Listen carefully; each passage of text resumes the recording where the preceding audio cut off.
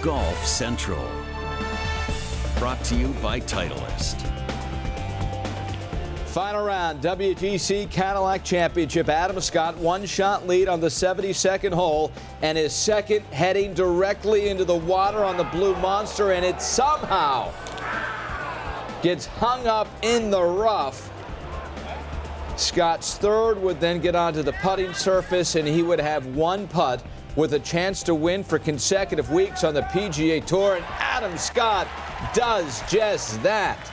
He wins the WGC Cadillac Championship, likely moves to the 6th in the world, and he has now won on consecutive weeks to start this Florida swing. The former world #1 has done it again. Late Sunday afternoon on the PGA Tour, once again proving to be simply the very best in reality television. You simply can't script this stuff. What was to be a coronation for Rory McIlroy ends with high drama, high stakes on the 18th hole at Trump National. Doral. Ryan Burt with PGA Tour winner Brandel Chambly, former #1 player in the world David Duval. You can't script it, Brandel. It's why it simply is the best in reality television. I'm still thinking about that shot from Adam Scott. I don't know how it didn't go in the water. Well, it was reminiscent of Ricky Fowler, although he folded on Saturday last week. He looked like the clear and away winner. And, of course, the last time Adam Scott had a 54-hole lead, he certainly struggled on Sunday. These things are very hard to predict. Rory McIlroy looked like, for all the world, he was going to run away from this tournament and hide. But very quickly, as we alluded to this morning, when you know quickly. And he was out of sorts, and he missed a lot of shots early, and he opened up the doors for a number of fellas, and they were playing with that chaser's freedom, and it was fun to watch. Yeah, for sure. Definitely the conditions were that much more difficult, but Rory couldn't really get it particularly close to the hole starting out. Kind of opened the door. I think more than anything, it's fascinating to see Adam Scott do what he did. How often now in back-to-back weeks with big numbers, but make 2 doubles on Sunday. It just doesn't happen, and to play so beautifully coming in from there, 6 birdies is just incredible. The shot he hit on the last hole, those are the breaks, those are the bounces, those are the things that sometimes don't go your way, and it went his way today, and he took advantage of it. And you think about the cast of characters, Phil Mickelson throwing his name into the mix, Bubba Watson in the mix. Rory could not buy a birdie. So many chances for McIlroy to get back in it late. Did not happen. It was Adam Scott's day. Let's show you how it got done. And, of course, Trump National, you knew Donald Trump would make an appearance, especially on this championship Sunday, and he was there in style and did just that.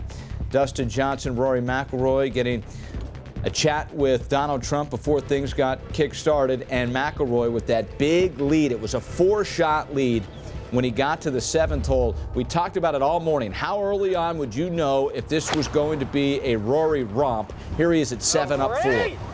Well, you knew by then because he'd missed opportunities at the first. He had missed an opportunity at the second, hit it in the left bunker at the third. He did it in the bunker at the 5th. He was a little off, and he finally paid the price for it with a bogey at the 7th.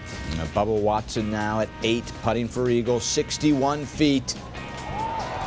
From downtown, buries it. Throwing his name right in the mix, Ryan. 61 feet. He's one back. Meanwhile, McIlroy second at 8. Well, he is, as we talked about, the most aggressive player on the PGA Tour. And sometimes you get bit when you're going for things. I thought it might linger for a while, but eventually the current would take it away. And McIlroy really struggles there, fell off the pace. Mickelson now trying to throw his name into the ring, David. And he does straight away. Brilliant front 9. Beautiful putt. Trying to catch up, keep pace, and he does just that with the back 9 ahead of him. A big fist pump. Phil is one back. Mickelson now at 10 with all the momentum in the world, but the back 9 has just been a curse for Phil this week. It certainly has. You wouldn't think it would be because it's got 2 gettable holes to kind of start and a buffer at the 11. This finds the water, and Mickelson, well, he had some stress there, and he would do well to eventually make bogey. The way you look at it, What a horrible break. It's an ugly shot. He wasn't alone this week. That hole causes a lot of stress. It's because a great the ball, par 5. right, because the ball doesn't land above that red line, he had to re-tee, did make bogey. Meanwhile, Watson, after that 61-footer, could he do it again? Another one from downtown. As few putts as he had made through the first 3 days, he started making some Sunday. And Bubba with a one-shot lead. Meanwhile, Adam Scott after birdies at 10, 11. Here he is at 12. Just a mind-boggling, beautiful golf swing. A shot he made at 10 was from 297. It was a two-putt birdie, a couple of feet at the 11th, another couple of feet at the 12th. Easy 3 birdies in a row. 3 in a row. Tied now with Bubba is Adam Scott. Meanwhile, Bubba in some trouble. Going right in the pin. It's one of the things you get if you're watching Bubba Watson play a round of golf. Jeez. He can see things in there most people can't. Take another look. The Look at imagination. And he can hit things from in there that, well, nobody can. Just doesn't look like the body should work that way, does it? Modern day 7. That's But a out good of the way to bunker put it. would have this long putt to save par. Sits on the edge, does not drop. It's a bogey. Bubba back to 10. Scott with the one-shot lead at 14. And a beautiful golf swing. Once again, on plane. Again, has no compensations going back. Did you Doesn't say that change already? anything. Yeah. Beautiful golf swing. I mean, just no compensations going back. No need to make any compensations going down. You just turn and burn. 16 until this. Unexpected. Short shots are hard. Short bunker shots are hard even for the best of pros because you're trying to get the bottom of the club under the ball. And to do it, you really feel comfortable taking a long swing. But you want to take a short swing and hurry it. I see more shanked short shots from professional golfers than anywhere, but he managed to save par. Meanwhile, Bubba at 17. Really a cool little pitch shot he hit. I call it pitch. 71 yards is not much for Bubba as far as he hits it. Great little wedge shot in there to make a birdie. He did make birdie, so he's one back at 11 under. Needs this at 18. Best chipper on the week around the greens. You don't often say that about Bubba, but he had the magic this week. Nobody, on average, chipped it closer when they missed a green. Tap in par for Bubba in the clubhouse at 11. It's now about Adam Scott and the Blue Monster. And really not a bad tee shot here. Just kind of up the right side, but it bounced through the fairway. Watch that last palm tree right there. Yep, gonna have some problems with that tree. It's forcing him to take it out over the water and be far more aggressive than he would want to be. And also, because he's coming out of the rough, there's some guesswork there. Not necessarily going to get the greatest club ball contact. Unfortunate that this one didn't find its way all the way to the hazard. There's a bit more grass on the banks. I know we've seen a lot of balls go in the water, but a lot of them hung up on the banks as well, more so than last year. I'd say probably 1 or 2 more rotations, that's gone. Well, he had to have caught a flyer for that left to right wind, him trying to cut it for it not to cut at all. And then he takes advantage of it, though, this beautiful break. Hits a wonderful pitch shot up there to 6 feet and has that for consecutive wins. To this point, 17 of 17 inside 10 feet today. Adam Scott with the putter had yet to miss inside 10 feet. Could he go 18 for 18? You bet he could. Never a doubt. Adam Scott now.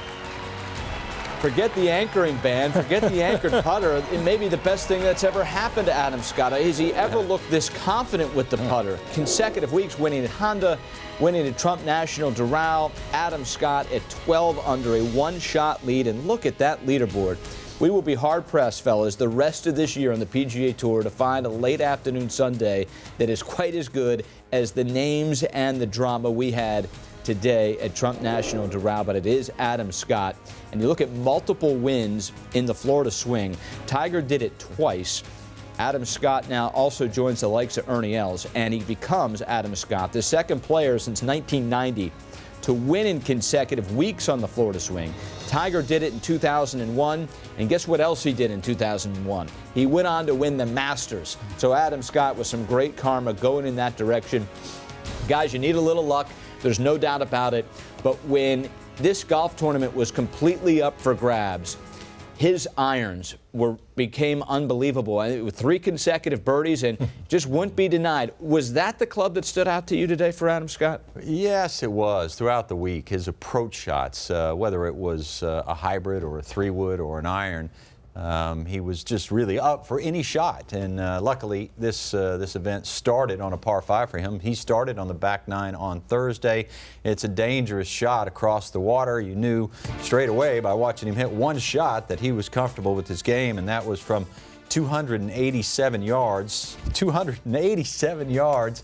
He got it 5 feet 7 inches away, and just like that, he was 2 under par, which was ultimately enough to get it done. And then just watching his second shots into the 8th green, the par 5, one after another, chasing the flagstick. Not a particularly big target up there. There's plenty of room to miss in the bunker, over and right to the green, and certainly to the water. We saw a number of players do that, but great shots to the front left hole location, 2 to the back. Look at that, collectively maybe 60, 70 feet away on 3 shots. And then, of course, there's the 10th hole, round number 4. He had 297 yards, 297. That used to be a wallop with a driver. This is a fairway club that he managed to hit 17 feet 6 inches away. So he came in here leading the PGA Tour in par 5 scoring average with a score of 4.3, and he was 4 under par on the par 5 scoring average, so he lowered an already preposterous scoring average today. 18 for 18 with the putter, 3rd in greens in regulation, 4th in total driving. It was the total bag from Adam Scott, with the exception of those 2 double bogeys, which is almost similar to, you think about the Honda. He had that hiccup in the bear trap on Saturday, led everyone back in the golf tournament, but didn't let it bother him, was able to come back.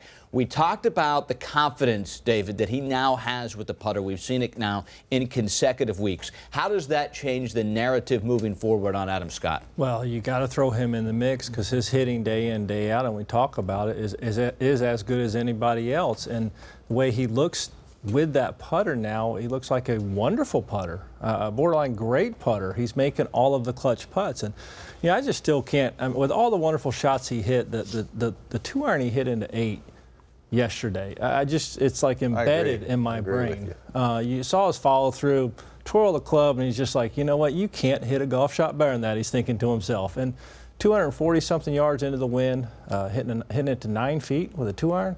Just absolutely beautiful. He's obviously thrown himself in the mix. The confidence he has right now is off the charts. He's going to be one of the names you're talking about at Augusta. And I know he talked about wait till Augusta to assess his putting. We don't need to wait. We can assess it right now. It's awesome. Have you ever seen him this confident with the putter ever, even in his best with the broomstick? Has he ever looked this good to you? Well, going back to 2004, I was still playing the tour. He was the best there was. But I don't remember that he had this kind of swagger. I don't. He was a young player then, and he's not prone to having a swagger anyway. Right. But there's certainly an air about him now. He's smiling a lot, and the role that he's putting on it is telling you how confident he is. But to David's point, I'd love to. I don't know if our producers can pull that shot up again. That second shot into 8 yesterday, that Adam Scott hit is worth a look. It's the greatest swing you'll ever see in the history of this game. You'll never see a swing better than that. It's the equal Sam Snead or Ben Hogan or Jack Nicklaus, and we've got it right now. We get to sit back and watch this guy play and play with the putter. And we promised it. Our producers are right on the spot. And here it is, David. You wanted it. Just twirl it. He's smiling. You see that? Just smiling. And see it into the wind. Just incredible. Comes down, butterfly with sore feet. Isn't that what they say? Yes. Mark Hinsby, a fellow countryman of Adam Scott from South Africa, is a heck of a player. He's finished 5th in the U.S. Open. And I see him from time to time at the gym. And he was telling me about playing a couple of rounds of golf with Adam Scott. And Mark can play.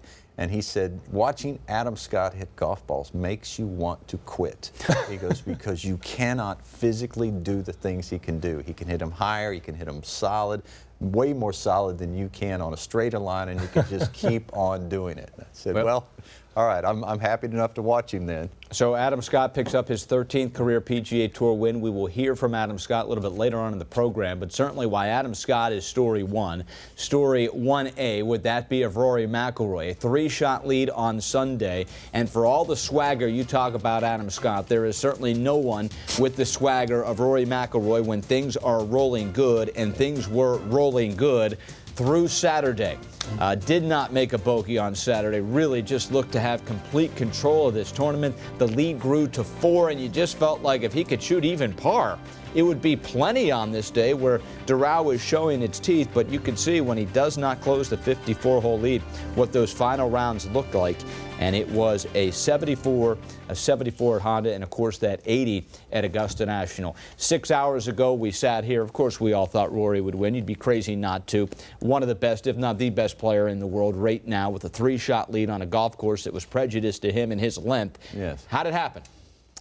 Well, we said, first of all, if it was going to happen, it was going to happen early, and there were going to be slight misses, and there were slight misses. He, missed his tee shot at the first. He missed his iron shot at the first. He didn't make birdie. Forward to the second.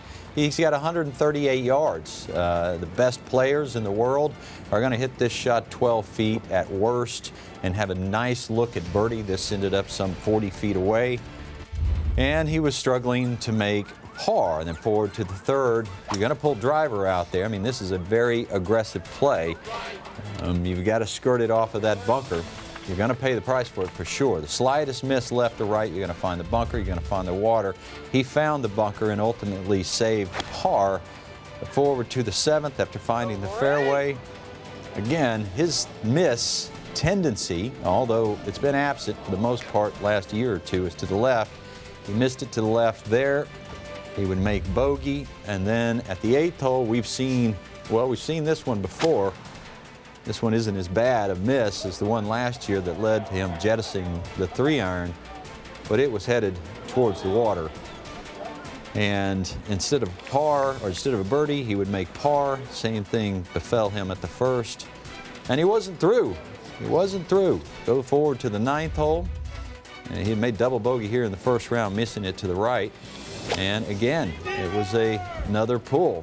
Rory McIlroy has a tendency to get the club underneath the plane on the way down. Sometimes it's amazes me that he's able to get it on plane and hit such good shots.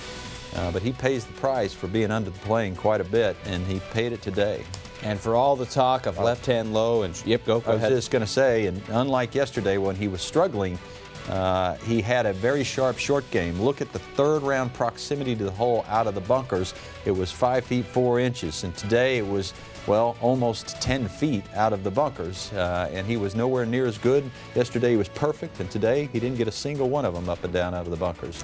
David, we look for explanations. We look to find out why this happened. Why does it happen? Why do guys 60% of the time not win with a 54-hole lead on the PGA Tour? What is it about Sunday? What is it about that pressure? Was it the pressure? Is there an explanation how Rory McIlroy, who looked so good through Saturday, just couldn't seem to find any kind of rhythm on Sunday? Well, I don't believe you could say it's the pressure with Rory McIlroy. He's proven time and time again, multiple majors, huge championships all around the world. But it might have been a small little piece of it, certainly. But as we talked about, he was just off a little bit. The best I could figure, the first time he hit it inside of 30 feet was the 12th hole. That's just not really going to cut it. And he only hit it twice inside of 20 feet for the whole day.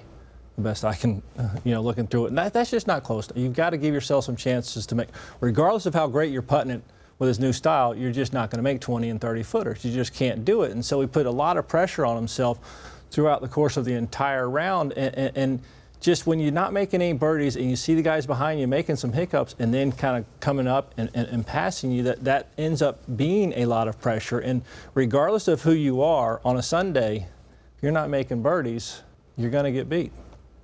And he did get beat on this day, as it is Adam Scott winning for the 13th time on the PGA Tour. Still to come here on Golf Central. Bubba Watson finished 2nd at Doral again. When it's all said and done, why Bubba might be very happy he finished 2nd on this Sunday. And later, Gary Williams goes one-on-one with Republican candidate Donald Trump.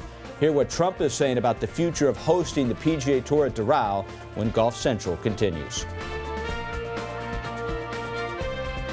Golf Central is brought to you by Titleist, the #1 ball at the WGC Cadillac Championship. Titleist, the #1 ball in golf. Bushnell Golf and the Tour X. Slope technology when you want it, tournament legal when you need it.